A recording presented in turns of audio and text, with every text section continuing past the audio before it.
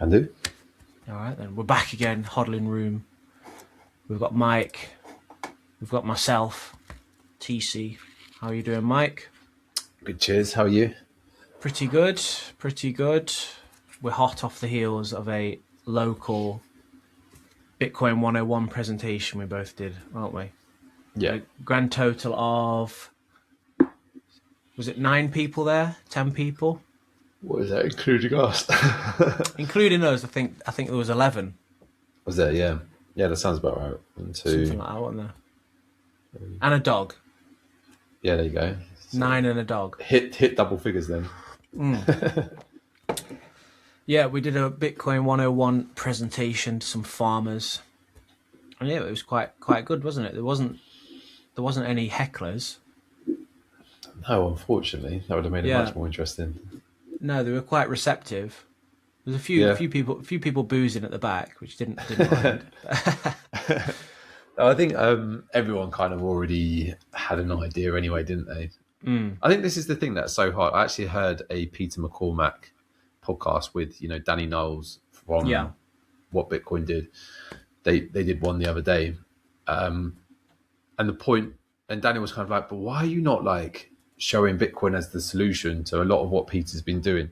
I think finally Peter's come around to the facts that you can't change politics. Like, he's not even going to run for anything. At one stage, I thought he was lining himself up to sort of go for prime minister or, like that sort of thing. And which would have been, I thought that would have actually been really good and really useful for everyone, really. But I think he's now gone full circle and realised, oh no, it's a waste of time. He's finally realised what I think most of us already know. It's an absolute waste of time doing anything within politics because they're all one and the same, really. It's a big club and you ain't in it, as they say. Well, yeah, and it's just, it doesn't matter which side you're on, left, right, whether you're voting Nigel Farage or like whoever it is, it doesn't matter. Two cheeks of the same arse. Exactly. They're not actually changing the core issue ever. So what's the point, sort of thing? Yeah. But Danny was asking him, he's like, why are you not, on his stuff? Because he's doing a lot more like outside of Bitcoin now. So why do you not sort of recommend Bitcoin as the solution, which is obviously like what he already believes and everything? He's like, because as soon as I mention it, you just turn 99% of people off, sort of thing. And it's almost like you have to get people to see the problem, and they have to thoroughly understand it, sort of thing, before you can even say the word Bitcoin. It's like, you just, like he says, just straight away people are turned away. And like what people at the meetup were saying, the meetup, what do we call it? The presentation that we did the other day, they were saying a very similar thing, how speaking to other people about it, the response that they got was, oh, have you like been scammed, or, is it... Yeah. Have you been hacked? Yeah, exactly. Have you been hacked? Yeah, that's the kind of, a lot of people were just turned off because of the word Bitcoin, and before they've even like opened their mind or even thought about it at all. Yeah, exactly. They just straight away close off. No, that's a scam. Or that's just that's the default setting for this. It seems. I was talking to somebody yesterday about it, and they said, "Oh, so have you made money from it?" And I was a bit like, made money from it? I was like, well, I'm not selling it, I'm not trading it, kind of thing. So already they've got this idea of what they think it is. Like it's some stock. I was like, no, I'm purely just saving money in it, for this reason, for XYZ reason. Like I'm holding my money in there. My savings, my pension is in Bitcoin. It's so hard to sell back for profit. And I think that's why it's just so hard for people to understand. And it's, even for me, I thought it was a scam for ages. So it's like, this is the thing, is that it's very easy. Like, once you understand it, you're very instantly like, why doesn't everyone get this? And like, why is everyone so adverse to it? But then you have to remember, this is basically where we all were before. Yeah, we understood it or got into it. It's the default setting. Yeah, definitely. It's factory settings. Is exactly. Don't know if that's a scam. Yeah. Yeah, but that is the thing, is like anyone that does get into it normally comes for number go up, like, you know, like your mate said, oh, so have you made money from it? That's normally what people get into it for, you know, is to make money from it and to make a quick buck and like get rich quick and, you know, all that sort of stuff. But then people only stay when they really understand what's going on. And this is why, like, the crypto industry in the whole is just literally burning bridges, like burning people. Like, people are just like, that's it, it's a scam. I don't know if I mentioned to you recently that I just got a taxi the other day, and I said to the taxi driver, can I pay in Bitcoin? Or do you accept Bitcoin? And he was like, oh, no, I don't touch them. I've been burned by them too much. I was like, not them, Bitcoin, you know, not other cryptocurrency. And so this is the thing, is that, again, if you're, you know, if you think of the position of the state and the people that have the golden goose, what would you do? Like, if you can't kill it, you've tried to kill it, you've tried to FUD it for 17 years, what are you going to do? And so one of the things is to like co-opt it, like actually take control of it. It's like, and now they've sort of changed the tune with Bitcoin. It's like, Bitcoin is good, but let us hold it for you. But also another massive thing that you would do is have all of these scam VC crypto ventures that are like, what's VC? So venture capitalists, like just big funds going, you know, funding these projects of absolute scams, basically pump and dumps, whatever you want to call them. You'd have all this stuff going on because, and it almost plays into your hand. You wouldn't necessarily clamp down on it or stop it, because by people getting burned by crypto, it adds to the noise, doesn't it? It adds to the noise. There's more and more noise. There's distraction, and it's like, and people hear all these stories of people getting rich from buying Pepe at nothing, and, you know, all of that sort of stuff.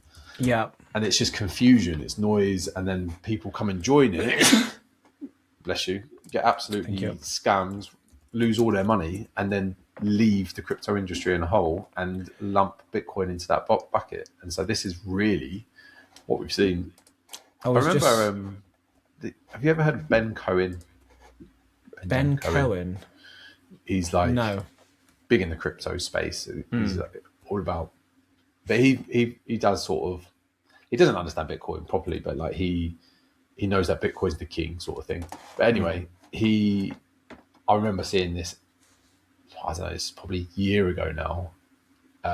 He was showing, like, he has a database thing, or like he has his own program software, and one of the metrics that he tracked was sort of like retail interest sort of thing, or I think he calls it like a social metric score, and it's basically looking at how many people are watching crypto YouTube channels, and it's basically rock bottom flat zero. I think I heard about that. Yeah, maybe. I remember I remember other people around that time being like, well, if you look at historically, go back through this time, every time it gets down to this levels, that means we've got a big run coming up. And so this is why there's so many people still holding in, you know, even though I think a lot of people deep down have realized, oh yeah, crypto is a massive scam and I've just lost all my money. People are still holding on because they're thinking, oh yeah, but social metrics are way down. That means that they can only go up from here, sort of thing. It's like, no, they could literally just go down. You know, that is what happens with historically in bubbles and things. People do literally just there is a bubble, it pops, it gets burst, and they just don't come back. It goes to zero, sort of thing. And I kind of see that is what is happening with most of the crypto space. Just the same way with like NFTs from last cycle. I don't know if you remember the NFT craze, because I know you weren't really I was aware of it at the time because I had a mate that was into it, and at the time I was thinking, this is absolute bollocks. It is. This is absolute bollocks. So that put me off. That put me off for another few years, I think. There you go. Because all he was doing, he was like, mate, people are buying NFTs for 10p and selling them for £500,000. I'm like, you're an idiot if you think that's legit. Like you're literally an idiot. That doesn't exist in reality. That doesn't exist. Like, no, seriously. Like, you know, no, this guy on YouTube did it. I've seen it on TikTok. I'm thinking, this is a load of crap. Like, you're the you're the exit liquidity, you know. Yeah, I was still in the Middle East at that time, and I remember a group of my mates, like close-ish mates, we created like a crypto chat, and basically that was all the chat. Like people kind of got into it because of these NFTs, and I was kind of like just so you know, like crazy. Yeah, I was like, just so you know, like this is like skeptical at best, and like we reaching it, but I think we did a thing where I don't know, one of them was really into it, and he was into this. I can't remember what the app was called, but it was basically like all superheroes, so like Spider-Man and Superman, and all these NFTs with this, and it was on some sort of app, and people were like trading it and moving it, and I don't know. We lumped together a certain amount. I can't remember. It was probably like £100 each or something. It was about 10 of us, so we put about £1,000 into this thing, and it literally it's obviously just gone to zero. Yeah. But like this is the thing, and it kept all these stupid things. Now all of those people were like skeptical about it, and I was like, you do realize that Bitcoin is not like this, and it's sort of been trying to drip feed stuff in. I think I've sort of mentioned to you before on how I've sort of said about doing your own research, recommending books or podcasts and things like that, and sharing stuff in the group and trying to like just slowly drip feed it in. And it kind of got to the point this year where I'm just like, I've stopped the slowly, and I'm full on like. Oh really? You've done the other way? Yeah. I was. Well, I did for a while, and now I'm just like, I've just stopped. Yeah. I've stopped. And like, if anyone is interested, they can. I mean, ask me at some stage. I got to a stage with a good friend of mine that I care about, who he's always stressed about money, basically, right? Hates his job, always stressed about money. It's basically like month to month rolling, basically he feels trapped kind of thing. But has got no plan, no nothing kind of thing. And I was like, I basically have said to him, I was like, mate, just DCA a little bit into Bitcoin, and you've got to give it a few years, right? Can you afford like £5 a week to start with? Just get it running and forget about it. And I even made him a deal. I was like, if after 1 year, 2 years, whatever, that you back out, you think, oh, this is, I've lost faith in Bitcoin, I need that money back. I said to him, I'll buy that Bitcoin back off you at whatever you paid. So it's a you don't risk anything at all. Do you know what I mean? Like, yeah. I was like, just DCA, put a little bit into Bitcoin, give it a few years, because you need to start kind of pumping up the life raft a little bit, because otherwise you're stuck, you're trapped. You don't even got a pension or any kind of like TradFi thing. But he hadn't done it. But there you go. What can you do? It's so hard as well for people. Literally no risk. It's like that. Even if it tanks to like £1, I was like, I'll buy it back off you at whatever you paid.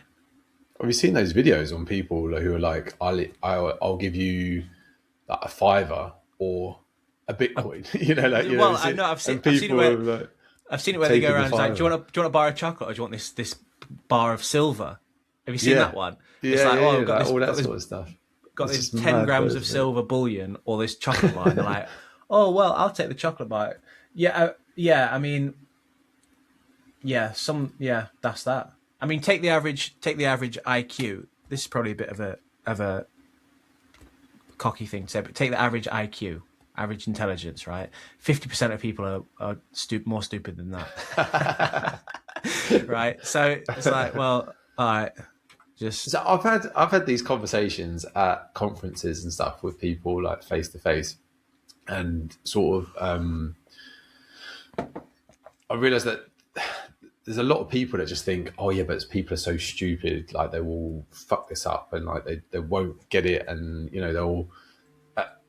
When I've sort of spoken to people about like the free market and what that, and again with friends and stuff, I've had these conversations. The thing that people miss though is that in a free market, the average intelligence would rapidly increase, because schools are fucked. Schools literally make us stupider than we've got fiat not education. Going to school. You're literally dumbed down. You're told to sit down, do what you're told, don't think.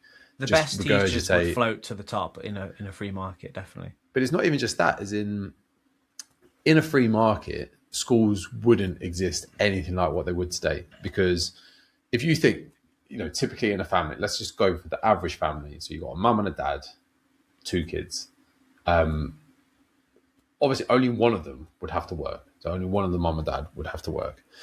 And really, in a free market down the road, neither actually have to work. I know that sounds crazy if you haven't really dug into a free market, because just go like 50 years in a free market. If you're 50 years in the free market, and let's say Bitcoin is the free market, and we're 50 years into Bitcoin, and exactly like what you were saying, if you've just been putting in 100 quid a month or whatever it is that you can into Bitcoin, and you've been doing that for 20 years or whatever, that means for those 30 years after that, your purchasing power just increases every single year. It just you can buy more and more stuff with less and less.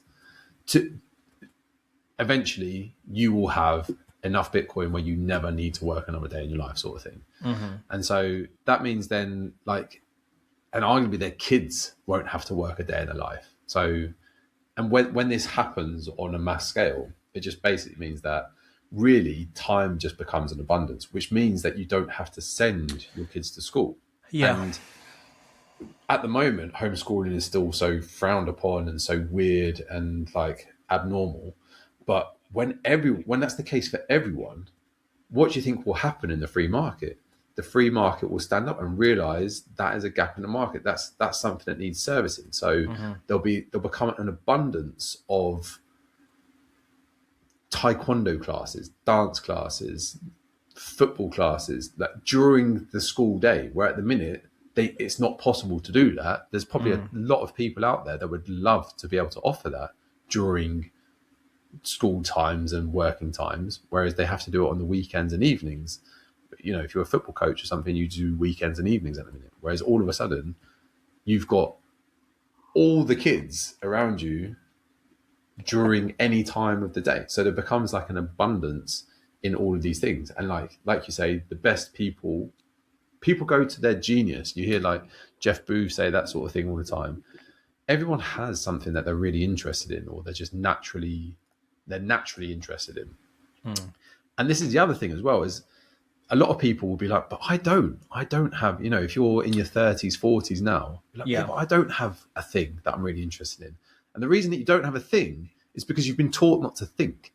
You've literally you've had your first 18 years where you've been taught how to not think and how to not do the things that you love. Whereas if you spend your first 18 years, if you, for example, my kids, my 5-year-old daughter, she absolutely loves reading, and she loves, she's learned to read, and she's obsessed with it at the minute. She literally wakes up, she plays phonics, which she does at school, and goes to school, does phonics all day, comes back from school and does phonics, and reads, and she does these play games with a teddies in front of her, and she's teaching them how to read, and so she's obsessed with that at the minute. And me and my wife have done nothing. We have not. It's not like we sit down and be, you've got to learn how to read. She's done that herself because she's still got that love of learning and stuff like that.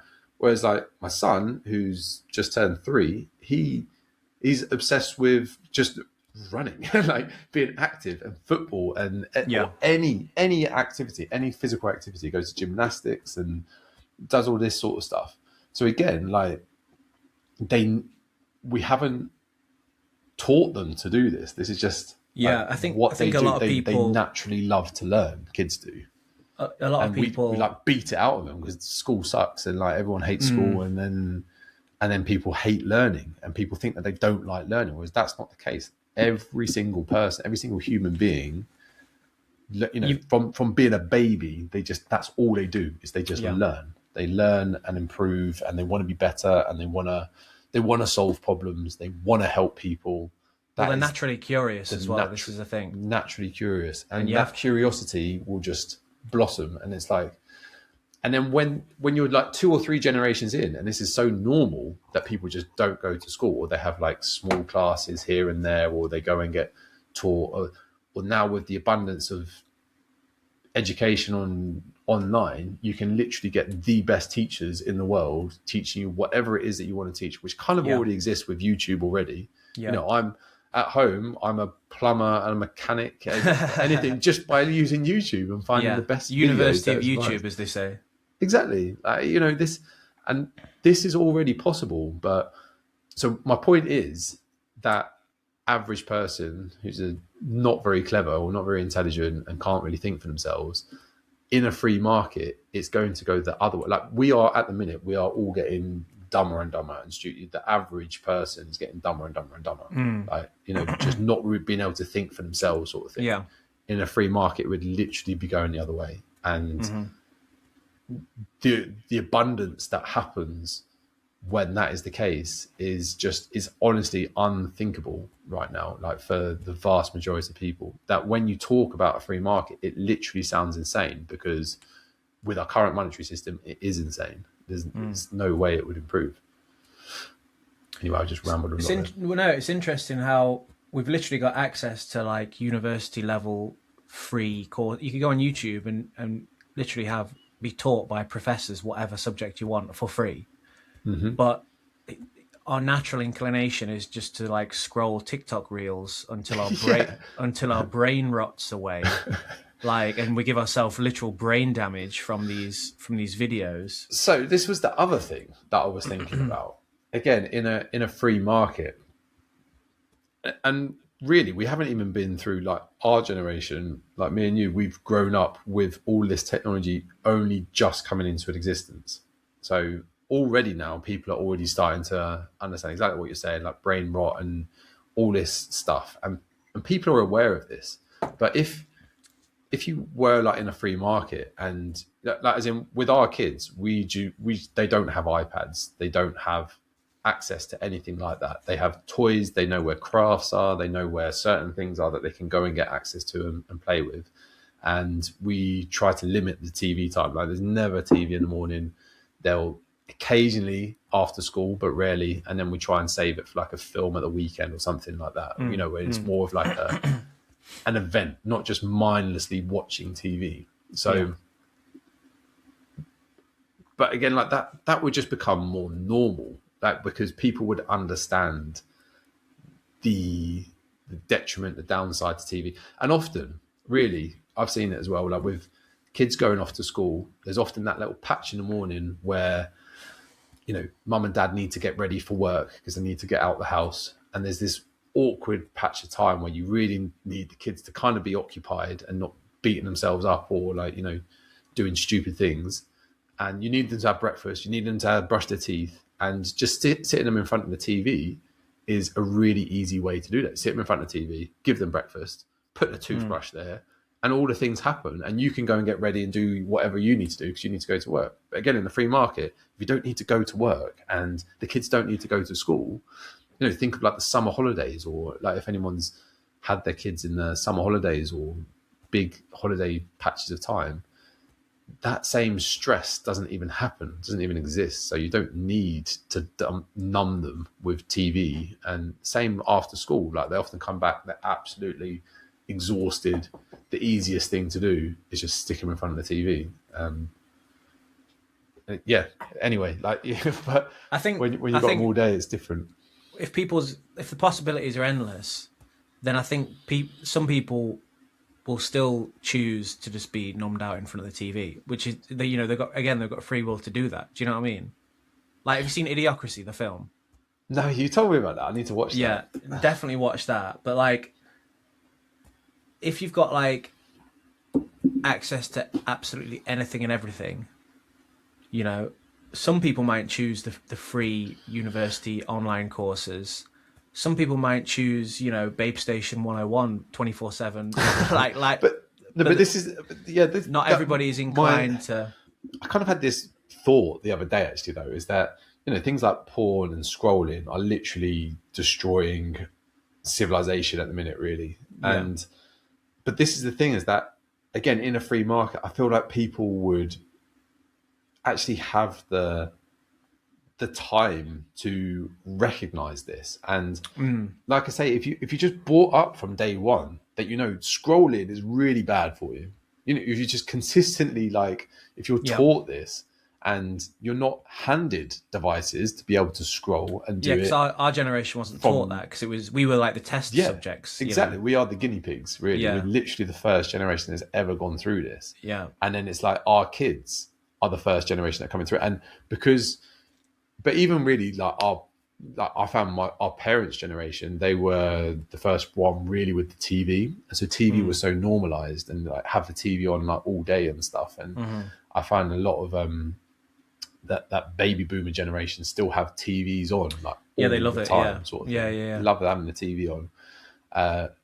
But they haven't really ever. There was never like those studies and the education on like how bad it is for you to just be numbed out by the TV, because it was just, that didn't really exist, sort of thing.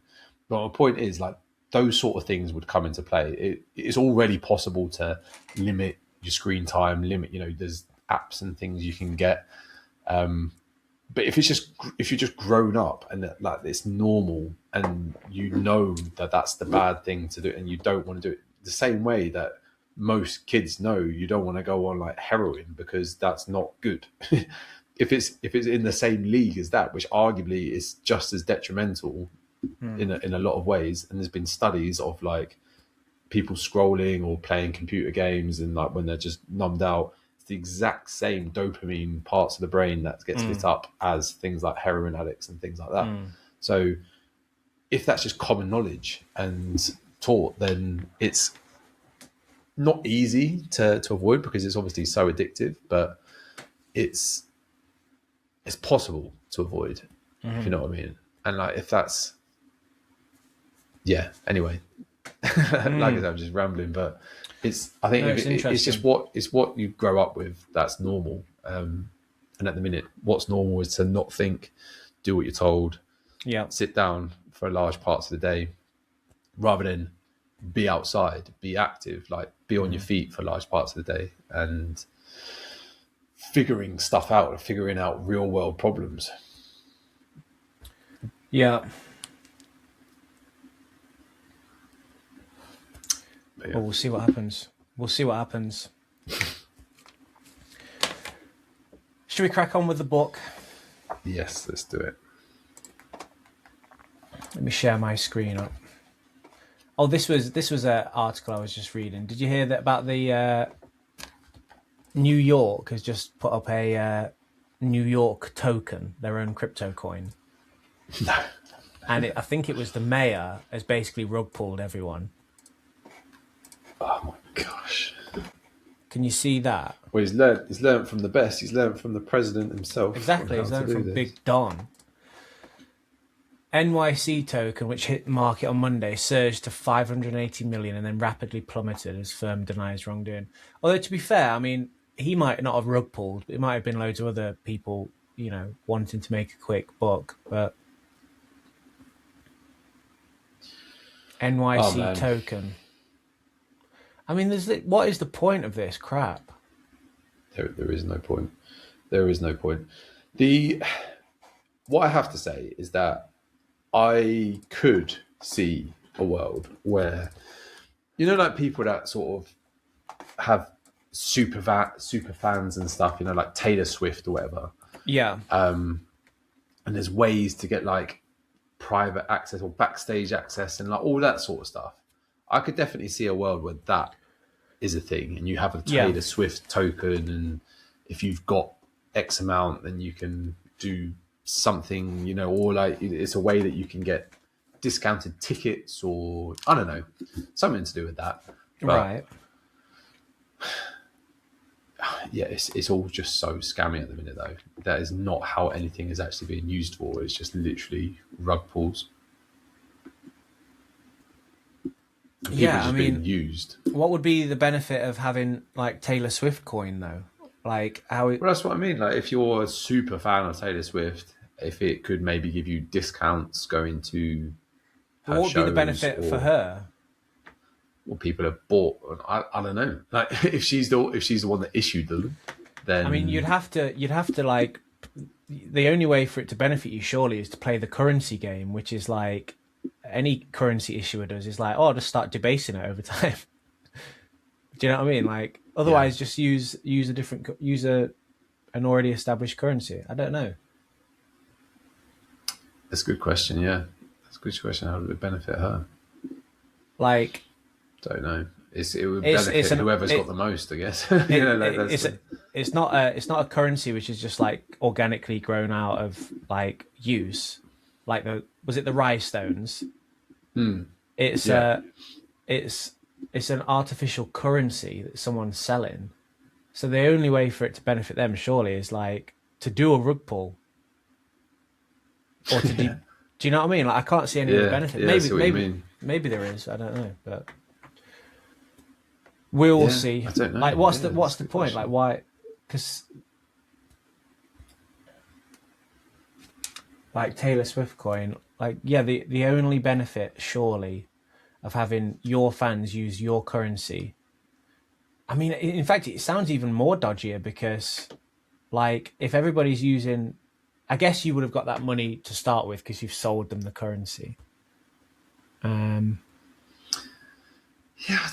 I honestly don't really know how. Unless it stimulates, work, to be honest. Yeah, unless it stimulates, like you're like, okay, if you use Taylor Swift coin, you get 10% off, so people are more inclined to do that, so they buy more of your product, and there might be some benefit, like like when people buy it's like gift vouchers.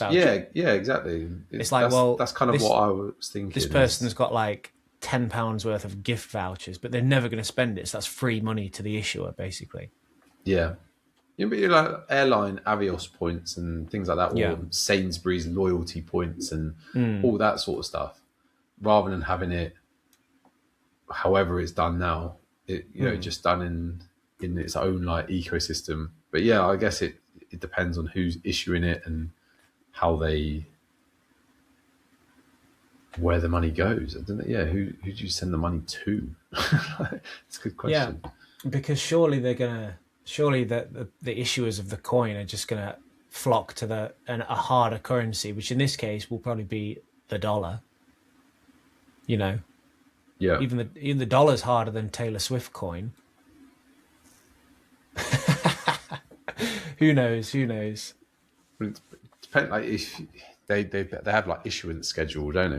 When they release them, so like some will have a limited supply. But anyway, it's just noise and distraction at the minute. Yeah, it's not really like who knows who cares. One of them ones. Exactly. It's not needed right now. We first need to sort this one out. Exactly. Right, we're on chapter 9 of the Bitcoin Standard. What is Bitcoin good for? Do you want me to read or you? You can if you like. Okay. So what is Bitcoin good for? A store of value.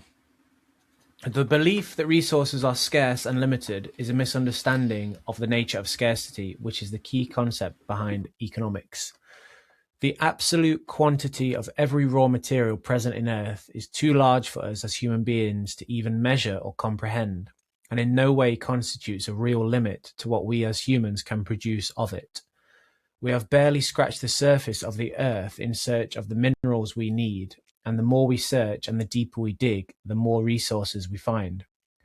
What constitutes the practical and realistic limit to the quantity of any resource is always the amount of human time that is directed toward producing it, as that is the only real scarce resource until the creation of Bitcoin. In his masterful book, The Ultimate Resource, the late economist Julian Simon explains how the only limited resource, and in fact the only thing for which the term resource actually applies, is human time. Each human has a limited time on Earth, and that is the only scarcity we deal with as individuals. As a society, our only scarcity is in the total amount of time available to members of a society to produce different goods and services. More of any good can always be produced if human time goes toward it. The real cost of a good then is always its opportunity cost in terms of goods foregone to produce it. You know, when you hear something where it's like the only truly scarce asset is human time. I always have like an existential. I'm thinking, shit, I need to crack on and set my alarm for 5 a.m. and do stuff. In all human history, we have never run out of any single raw material or resource, and the price of virtually all resources is lower today than it was in past points in history because our technological advancement allows us to produce them at a lower cost in terms of our time. Not only have we not run out of raw materials, the proven reserves that exist of each resource have only increased with time as our consumption has gone up. If resources are to be understood as finite, then the existing stockpiles would decline with time as we consume more. But even as we are always consuming more, prices continue to drop, and the improvements in technology for finding and evacuating resources allows us to find more and more. Oil, the vital bloodline of modern economies, is the best example as it has fairly reliable statistics. As figure 20 shows, even as consumption and production continue to increase year on year, the proven reserves increase at an even faster rate. According to data from BP's statistical review, annual oil production was 46% higher in 2015 than its level in 1980, while consumption was 55% higher. Oil reserves, on the other hand, have increased by 148%, around triple the increase in production and consumption.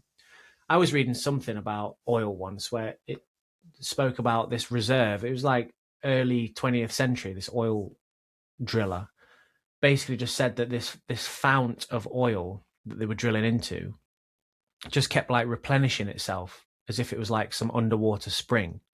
You know, like when you tap a well and it just like keeps replenishing and replenishing. Like apparently this oil reserve was just doing the same thing. Like I think this whole idea that I think we've spoken about this before. Oil is like broken down dinosaur bones. That's the biggest marketing scam ever. That's just pure PR to like sell oil. Like, oh, it's really scarce, guys, so you best buy it at this price. Do you know what I mean? I remember reading a book. It's finite. Chris Martinson, Peak Prosperity, and he was talking about peak oil, and this must have been I don't know 2015 to 2018, sometime around there.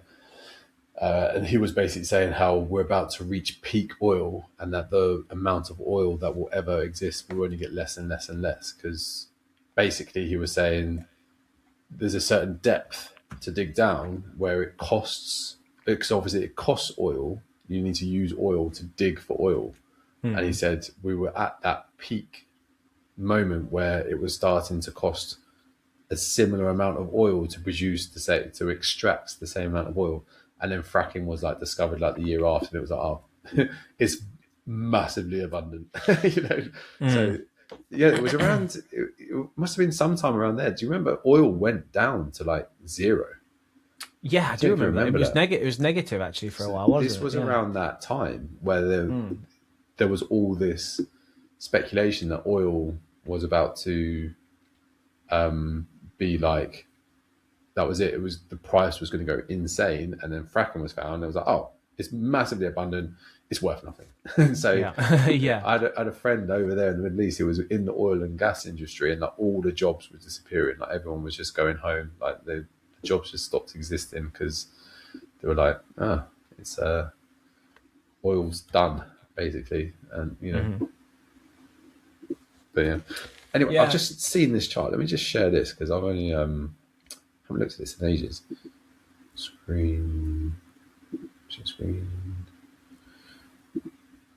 This is the gold to Bitcoin chart.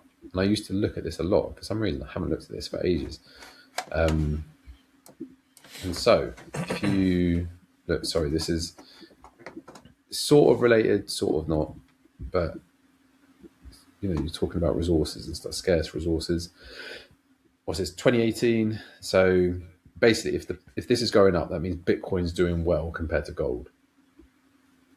So this is, December 2017. So that's the peak of Bitcoin.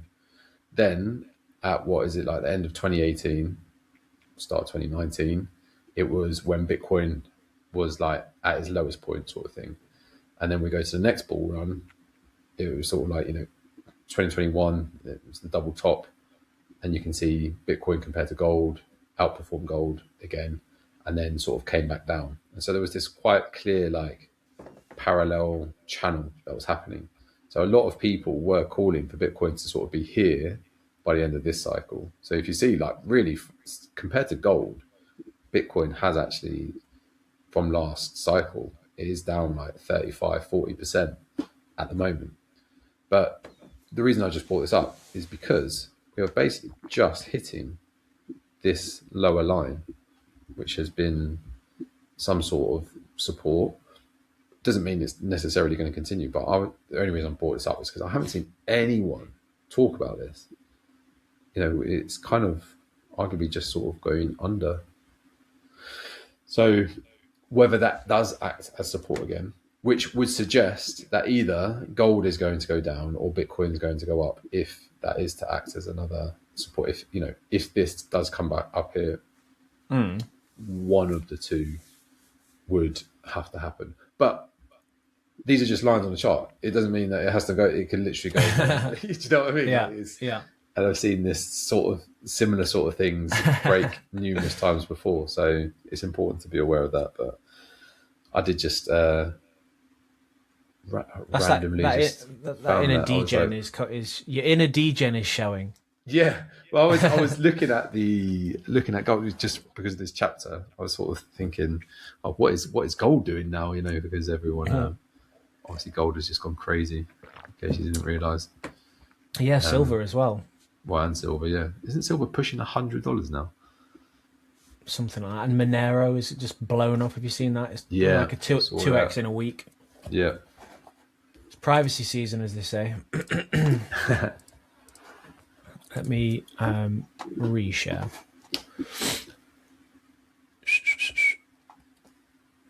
Where was I? Here we go. Similar statistics can be produced for resources with varying degrees of prevalence in the Earth's crust. The rarity of a resource determines the relative cost of extracting it from the Earth. More prevalent materials like iron and copper are easy to find and relatively cheap as a result. Rarer metals such as silver and gold are more expensive. The limit on how much we can produce of each of those metals, however, remains the opportunity cost of their production relative to one another, and not their absolute quantity. There is no better evidence for this than the fact that the rarest metal in the crust of the Earth, gold, has been mined for thousands of years and continues to be mined in increasing quantities as technology advances over time, as shown in Chapter 3. If annual production of the rarest metal in the Earth's crust goes up every year, then it makes no sense to talk of any natural element as being limited in its quantity in any practical sense. Scarcity is only relative in material resources, with the differences in cost of extraction being the determinant of the level of scarcity. The only scarcity, as Julian Simon brilliantly demonstrated, is in the time humans have to produce these metals, and that is why the global wage continues to rise worldwide, making products and materials continuously get cheaper in terms of human labor. This is one there might be a typo there. This is one of the hardest, I think that should be of. This is one of the hardest economic concepts for people to understand, which fuels the endless hysteria that the environmental movement has foisted upon us through decades of apocalyptic scaremongering. Julian Simon did his best to combat this hysteria by challenging one of the foremost hysterics of the 20th century to a famous 10-year bet. Paul Ehrlich had written several hysterical books arguing that the Earth was on the edge of a catastrophe from running out of vital resources, with precise, dire predictions about the dates on which these resources would be exhausted. In 1980, Simon challenged Ehrlich to name any raw materials and any period longer than a year, and bet him $10,000 that the price of each of these metals, adjusted for inflation, would be lower at the end of the period than before it. Ehrlich picked copper, chromium, nickel, tin, and tungsten, which were all materials he had predicted would run out. Yet in 1990, the price of each of these metals had dropped, and the level of annual production had increased, even though the intervening decade had seen human population increase by 800 million people, the largest increase in a single decade before or since. In reality, the more humans exist, the more production of all these raw materials can take place. More importantly, perhaps, as economist Michael Kramer argues, the fundamental driver of human progress is not raw materials, but technological solutions to problems. Technology is by its nature both a non-excludable good, meaning that once a person invents something, all others can copy it and benefit from it, and a non-rival good, meaning that a person benefiting from an invention does not reduce the utility that accrues to others who use it.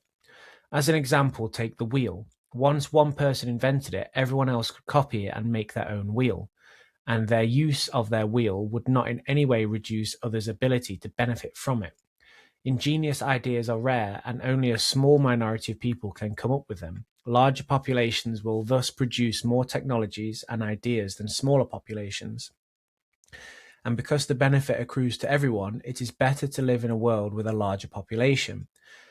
The more humans exist on Earth, the more technologies and productive ideas are thought of, and the more humans can benefit from these ideas and copy them from one another, leading to higher productivity of human time and improving standards of living. Kramer illustrates this by showing that as the population of the Earth has increased, the rate of population growth has increased rather than declined. Had humans been a burden consuming resources, then the larger the population, the lower the quantity of resources available to each individual, and the lower the rate of economic growth, and thus population growth, as the Malthusian model predicts. But because humans are themselves the resource and productive ideas are the driver of economic production, a larger number of humans results in more productive ideas and technologies, more production per capita, and a higher capacity for sustaining larger populations. Further, Kramer shows how isolated land masses that were more heavily populated witnessed faster economic growth and progress than those that were sparsely populated. It is a misnomer to call raw materials resources because humans are not passive consumers of manna from heaven. Raw materials are always the product of human labor and ingenuity, and thus humans are the ultimate resource because human time, effort, and ingenuity can always be used to produce more output. The eternal dilemma humans face with their time concerns how to store the value they produce with their time through the future. While human time is finite, everything else is practically infinite, and more of it can be produced if more human time is directed at it. Whatever object humans choose as a store of value, its value would rise, and because more of the object can always be made, others would produce more of the object to acquire the value stored in it. The Yapese had O'Keefe bring in explosives and advanced boats to make more rice stones for them and acquire the value stored in the existing stones. Africans had Europeans bring in boats full of beads to acquire the value stored in their beads. Any metal other than gold that was used as a monetary medium was overproduced until its price collapsed. Modern economies have Keynesian central banks forever pretending to fight inflation while gradually and quickly eroding the value of their money, as discussed in Chapter 4. As Americans recently started using their homes as a medium for savings, the supply of housing was increased so much that the price came crashing down. As monetary inflation proceeds, the large number of bubbles can be understood as speculative bets for ways to find a useful store of value. Only gold has come close to solving this problem, thanks to its chemistry making it impossible for anyone to inflate its supply, and that resulted in one of the most glorious eras of human history.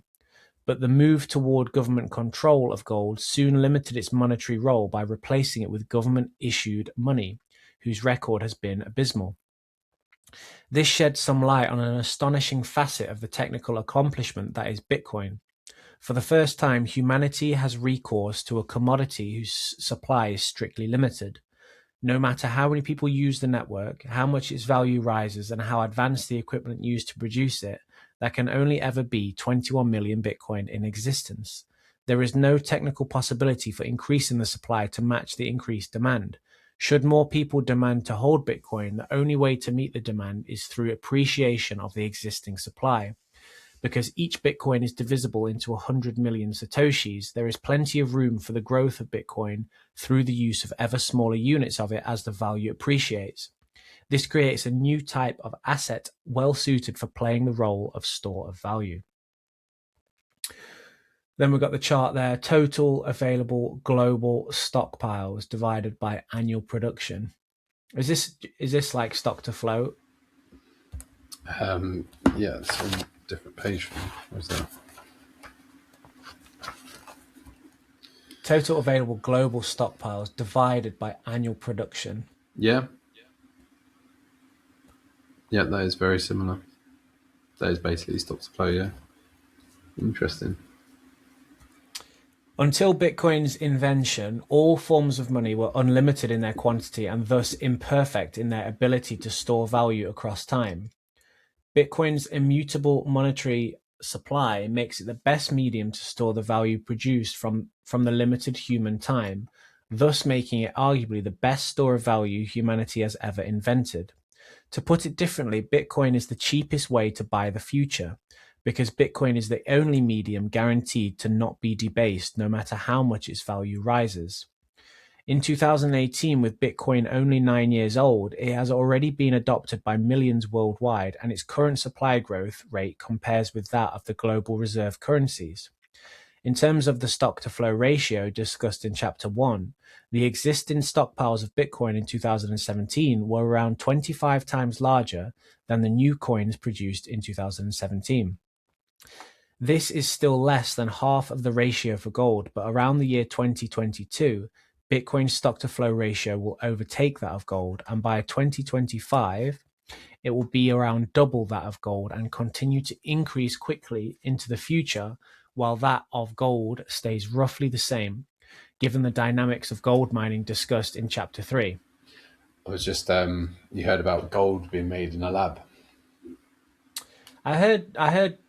I mean, that's been a thing for like centuries. Like sorcerers, kings would hire sorcerers to turn lead into gold. Like this whole sorcerer's stone thing.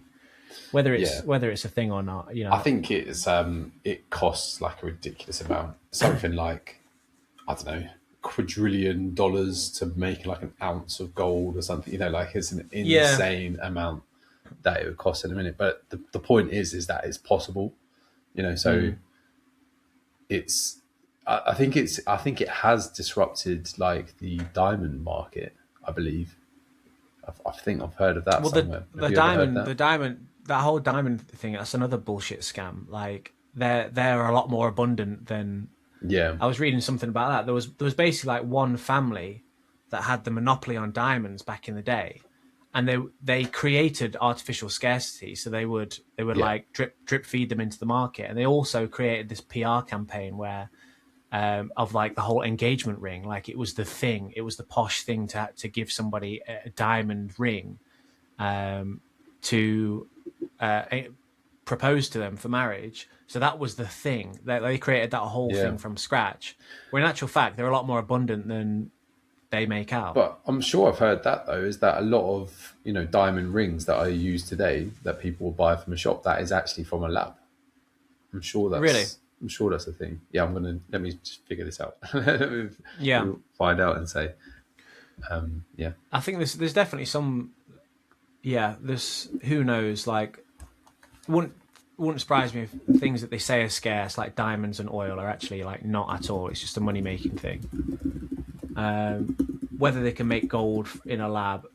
Some people saying they were doing that at CERN, weren't they? Like, oh, they can make gold turn lead into gold. It's like. Maybe. I mean, you can literally find lab-grown diamond engagement rings as a very quick Google search. So really?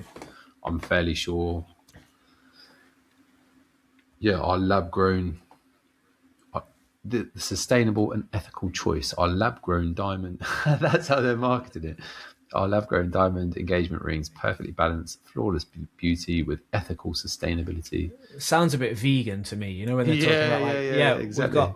we've got this Beyond Burger, which is like it bleeds like a steak, but it's the blood is actually like no animals were hurt in this process. Some kind of chemical thing, and people are like, that sounds tasty. Give me that, it sounds a bit.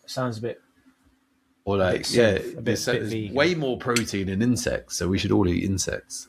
Yeah, I think that kind of narrative has died. I don't think people didn't buy that. People didn't buy it on that. Yeah. Yeah, for now. Let's see. Where was I? Around the year 2140, there will be no new supply of Bitcoin, and the stock-to-flow ratio becomes infinite, the first time any commodity or good has achieved this. An important implication of the reduced supply of Bitcoins and the continuously diminishing rate at which the supply grows is to make the supply of existing Bitcoins very large compared to the new supply. In that sense, Bitcoin mining is similar to gold mining, thus ensuring that as a monetary medium, relatively less time and effort would go towards securing new supplies of Bitcoin than other monies whose supply can be increased easily, and more time and effort is dedicated towards useful economic production, which can then be exchanged for Bitcoin. As the block subsidy declines, the resources dedicated to mining Bitcoin will be mainly rewarded for processing the transactions and thus securing the network, rather than for the creation of new coins. For most of human history, some physical object was used as a store of value. The function of value storage did not need a physical manifestation, but having one allowed for making the supply of the store of value harder to increase. Bitcoin, by not having any physical presence, being purely digital, is able to achieve strict scarcity. No divisible and transportable physical material had ever achieved this before. Bitcoin allows humans to transport value digitally without any dependence on the physical world, which allows large transfers of sums across the world to be completed in minutes. The strict digital scarcity of the Bitcoin tokens combines the best elements of physical monetary media without any of the physical drawbacks to moving and transporting it. Bitcoin might have a claim to make for being the best technology for saving ever invented. And there we go. That's what Bitcoin is good for, store of value. Yeah. I'm sold. Yeah.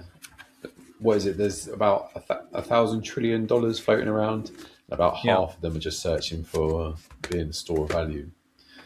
And I remember hearing this and being like, oh yeah, but that's only like the super rich people that are going to be doing this. But actually, when you think about it, every single person, that is something that they do. Whether they realize it or not, like everyone does want to store value. Like even if you're earning minimum wage or whatever. Yeah.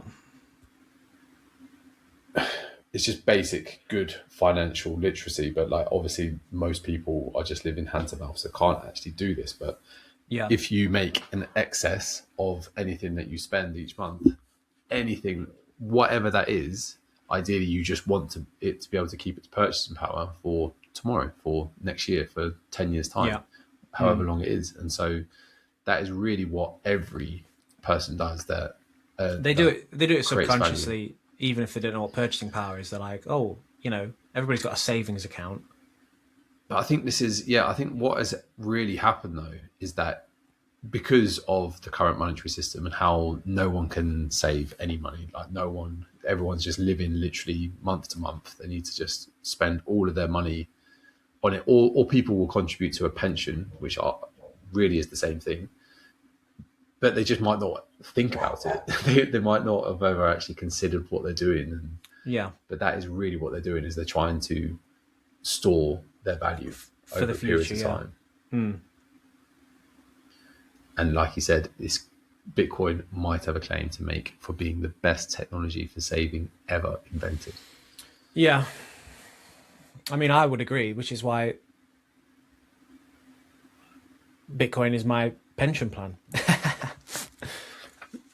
It's just such a different way of framing it as well, isn't it? Rather than this, like what we were saying at the start, rather than seeing it as this get rich quick, have you made money from it? You've had Bitcoin for a year now. Have you made money? Rather than seeing it as that, It's reframing your mind to be like, this is my pension plan. It's my savings account. Yeah. This actually is what I will be able to retire on, sort of thing, when I can't provide value to the world anymore, sort of thing. Yeah. I mean, for me, it's, if I think long term, let's say 30 years plus,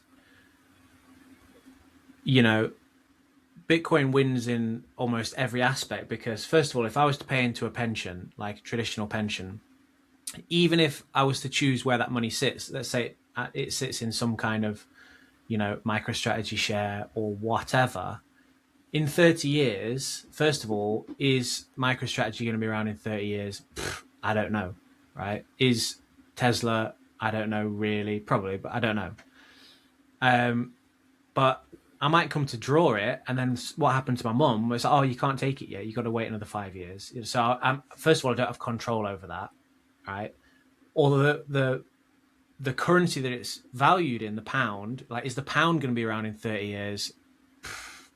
Probably, but what's the value of the pound going to be in 30 years? Less than it is now, that's for sure. Impossible to know. Like, just like trying to build a house with a tape measure that keeps changing every time you measure something. But is Bitcoin going to be around in 30 years? I would say yes. Like, which one is going to be going strong in 30 years? The pound, MicroStrategy shares, or Bitcoin? Like, out of those three, I would say Bitcoin is going to be going strong in 30 years, you know? And I can't say that for anything else, you know? I mean, gold will probably still be, you know, people will still be using gold, but I'm not just going to have a bundle of gold as a pension plan under my bed.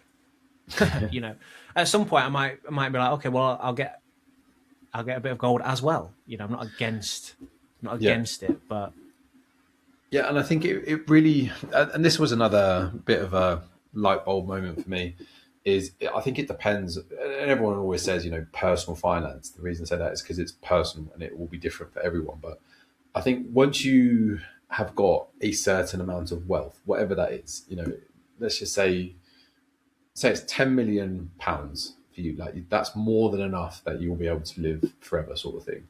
If you had that much, then I think it 100% makes sense to diversify, because no one can guarantee exactly what is going to happen. Yeah. Do you know what I mean? Like, as much as I think we are both very bullish on Bitcoin in the long term and really think it is the best thing outside of the system to be able to preserve purchasing power, we cannot guarantee it, sort of thing. Like, no one can. Nobody can see the future. So I think it definitely makes sense to diversify a bit and, like, have some gold, or like have a rental property or whatever it is, like, you know, in that situation. But for most people who do not have more money than they will ever need for the rest of their life, it definitely makes sense to make concentrated bets, which is really what it is when you really boil it back, is that anything that you are putting your money into to preserve its purchasing power, you are making a bet that it will have its purchasing power in future years.